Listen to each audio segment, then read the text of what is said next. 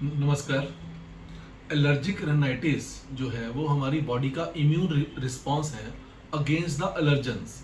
Allergens जो हमें परेशान कर सकते हैं वो कुछ भी हो सकते हैं, like dust, change of weather, pollens, हमारे जो इंसेक्ट्स हैं और जो पेट्स होते हैं उनके फर से हमें एलर्जी हो सकती है। डस्ट और जो एलर्जी प्रोड्यूस करते हैं उसके सिम्टम्स क्या होते हैं, लाइक रनिंग नोज नोज में ईचिंग, खारिश, आईज लिड्स में ईचिंग हो सकती है, एसोसिएटेड विद फीवर समटाइम्स, और कंजेशन ऑफ चेस्ट, और नोज में कंजेशन रहती है, वाटरी, बिल्कुल पानी की तरह जो है वो डिस्चार्ज होता है नोज से।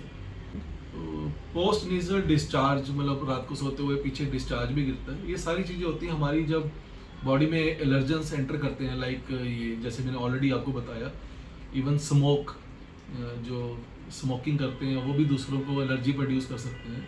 तो उस वक्त हमारी बॉडी में हिस्टामिन प्रोड्यूस होता है, केमिकल प्रोड्यूस होता है, जिसके कारण ये सिम्टम्स हमारे अंदर आते हैं। इन्वेस्टिगेशंस में आ जाता है वाटर रिव्यू, एक्सरे। एक एडिनोइड्स को हमें रूल आउट करना होता है कि हमें कोई ग्रोथ तो नहीं हुई हुई एक्सरे में, और दूसरा हम सीबीसी करवाते हैं जिसमें कि टीएलसी बढ़ा हुआ आता है, कई बार ईएसआर बढ़ा हुआ आता है, ईओसिनोफिल, एब्सोल्यूट ईओसिनोफिल काउंट जो होते हैं वो बढ़े हुए आते हैं, वो हमें रूल आउट करने होते हैं। And last one is IgE, क्योंकि ये जो एलर्जिक रिनाइटिस है फैमिली टू फैमिली भी चलता है, तो जिसमें क्या होता है कि बच्चे में या बड़े में आईजी लेवल्स हाई होते हैं।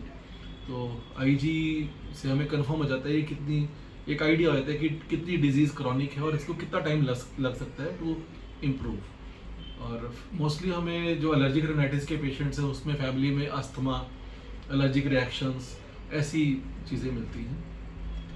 होम्योपैथी में हमारी होम्योपैथिक सिम्टम्स बेस है, तो इन होम्योपैथी में हर एलर्जी का इलाज होता है। तो हम सिम्टम्स बेस, पेशेंट की हिस्ट्री बेस, पेशेंट की फैमिली हिस्ट्री अकॉर्डिंग टू हमें मेडिसिन चूज़ करनी पड़ती है। फैमिली हिस्ट्री के बेस पे बहुत अच्छी प्रिस्क्रिप्शंस हैं कि अगर फैमिली टू फैमिली ये डिजीज़ चलती है तो कौन सी मेडिसिन है। अगर पेशेंट को ऑक्यूपेशनल एक्सपोजर से या डस्ट एक्सपोजर से क्रॉनिक ऐसी प्रॉब्लम्स आएंगी तो हर सिम्टम्स के बेस पे अलग मेडिसिन होती हैं। तो according to that constitutional medicine choose out हमें करनी पड़ती है। डाइट में विटामिन सी रिलेटेड जो है, ताकि हमारा इम्यून स्ट्रांग रहे, और हमें विटामिन डी अपना सफिशिएंट रखना है, और विटामिन सी रिलेटेड सोर्सेज लेने होते हैं, और एंटीऑक्सीडेंट्स एंड ओमेगा 3, तो ये सोर्सेज हमारे लिए बेस्ट रहते हैं। और जो होम्योपैथी प्रोमिनेंट मेडिसिन हैं जो स्पेसिफिक हैं या जो मोस्टली प्रिस्क्राइब होती हैं वो हैं जैसे एलियम सिपा। एलियम सिपा मेडिसिन की इंडिकेशन होती है कि जो डिस्चार्ज है, नेजल डिस्चार्ज है, वो एक्रिडिटी वाला होगा, बर्निंग, जलन होती है उसमें, with ice, watery ice. And second medicine hepar sulph. Hepar sulph में स्लाइट एक्सपोजर से थोड़ा सा भी ठंड लगती है तो पेशेंट को स्नीजिंग स्टार्ट हो जाएगी। अरुंडो में हमें ऑब्स्ट्रक्शन ऑफ नोज मिलती है with itching in palate region, गले के ऊपर, गले में खारिश होगी। Pothos and bromium mostly dust allergy में इंडिकेटेड होती हैं। अरेलिया मेडिसिन है, आर्सेनिक आयोड मेडिसिन है। आर्सेनिक आयोड में हमें मोस्टली ग्रोथ मिलती है, नेजल ग्रोथ होगी जिसमें ऑब्स्ट्रक्शन ऑफ नोज होती है। वाइथिया एक मेडिसिन है जिसकी इंडिकेशन होती है चेंज ऑफ वेदर में, जब ठंडी से गर्मी आती है कुछ है उसमें पेशेंट को प्रॉब्लम आएगी।